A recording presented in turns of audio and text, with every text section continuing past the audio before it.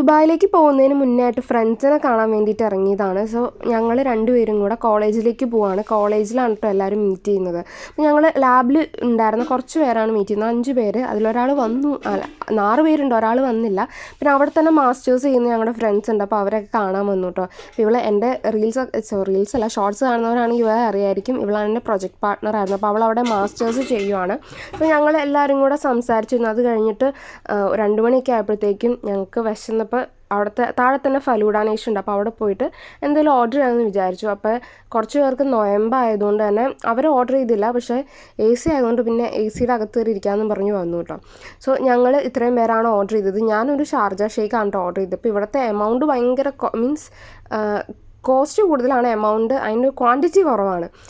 പിന്നെ ഇവരൊക്കെ മിനി ഫലൂഡ അതുപോലെ ഫലൂഡാസൊക്കെയാണ് ഓർഡർ ചെയ്തത്. അത് ഞാൻ തിരിച്ച് വീട്ടിലെത്തിയപ്പോൾ ശരിക്കും ദാഹിച്ചു. അത് കഴിഞ്ഞിട്ട് പിന്നെ ഞാൻ ഒരു ഫ്രഷ് ലൈമും കൂടി